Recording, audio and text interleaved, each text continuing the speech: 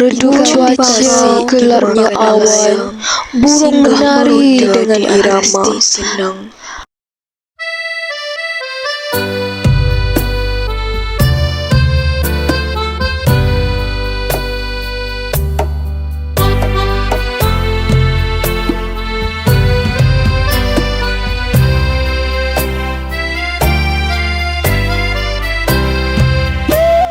Burung bangau terbang melayang, perut kenyang, hati pun senang. Tempat berangau, insan tersayang, tasik UMK selalu ku kenang.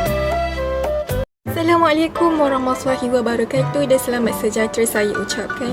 Nama saya Nur Izzati Alka binti Mazzatul, bernombor matrik C21A233. Okey, baiklah, saya akan menganalisis pantun yang bertajuk Berdamai Alam di Tasik UMK. Untuk rangkap pertama ini, berdasarkan rangkap pertama ini, pantun tersebut memiliki struktur yang umum iaitu terdapat bentuk pembayang pada baris pertama dan kedua, manakala pada baris ketiga dan keempat adalah isi dan maksud yang ingin disampaikan penulis pantun ini. Pada baris pertama, burung bangau menggambarkan kepada seseorang yang sedang gembira sehingga ia dapat pergi secara bebas untuk ke suatu tempat. Hal ini disebabkan perutnya tidak perlu berasa lapar lagi dan penat lelah untuk mencari rezeki. Perut kenyang merupakan kesejahteraan yang fizik sehingga menyebabkan perasaan seseorang muncul kebahagiaan di dalam hatinya. Pada baris ketiga dan keempat, maksudnya juga adalah saling berkaitan di mana perkataan berangau di sini merujuk kepada seseorang yang suka berhayal tentang perkara-perkara yang disukainya.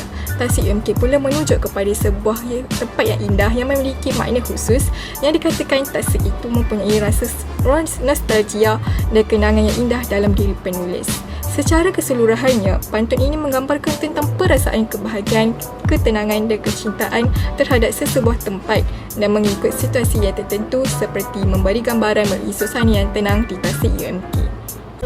Pokok jati berbatang lurus, tempat berteduh si anak dara. Tasik sejati tempatnya terurus, sehingga tercipta puisi lara.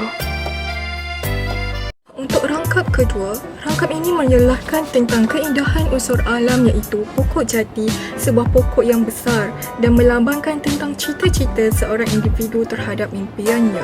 Di sinilah tempat berteduh seorang wanita yang sedang mengamati keindahan alam sambil membayangkan tentang masa hadapannya. Untuk masuk rangkap ini, penulis ingin menceritakan terdapat sebuah tasik yang sering dikunjungi penulis untuk menenangkan fikirannya yang kosong. Penulis suka berkunjung ke tasik tersebut kerana tasik ini sentiasa dijaga dengan rapi sehingga mewujudkan suasana aman dan damai. Disebabkan faktor persekitar yang bersih dan menenangkan, ia timbullah sebuah ilham dan buah fikiran daripada penulis untuk mencipta sebuah puisi yang indah. Ikan di tasik dimakan angsa, singgah meronda di atas titi. Adab yang baik dijaga sentiasa, pesan ibunda terpahat di hati. Seterusnya, untuk rangkap ketiga juga menyelahkan tentang keindahan unsur alam pada baris pembayang iaitu ikan dan angsa. Ikan melambangkan kepada mangsa atau makanan kepada si angsa. Angsa yang penat lelah mencari ikan berlegar-legar pula di atas titi dengan riangnya setelah terjumpa beberapa ikan. Untuk masuk rangkap pula, walaupun di mana jua kita berada, kita hendaklah sentiasa berhati-hati agar kita tidak menjadi mangsa seperti ikan. Dan di mana jua kita pergi, kita hendaklah menjaga adab dan ingat akan pesan ibu bapa kita untuk menjaga tingkah laku serta menjaga maruah diri. Ia dikatakan demikian kerana pesanan tersebut akan menjauhkan kita daripada terjerumus ke lembah negatif dan sosial budaya yang tidak sihat. Namun demikian, tidak semestinya kita berbuat baik dan menjaga adab kita akan dipijak. Ingatlah, berbuat baik berpada-pada, berbuat jahat jangan sekali. Redup cuaca, gelapnya awan, burung menari dengan irama. Ke Tasik UMK bersama kawan, sehingga menggamit kenangan lama. Baiklah, untuk rangkap keempat ataupun rangkap terakhir untuk pantun berdamai alam di Tasik UMK ini, redup cuaca, awan dan burung memaparkan tentang keindahan alam yang sungguh mempersonakan.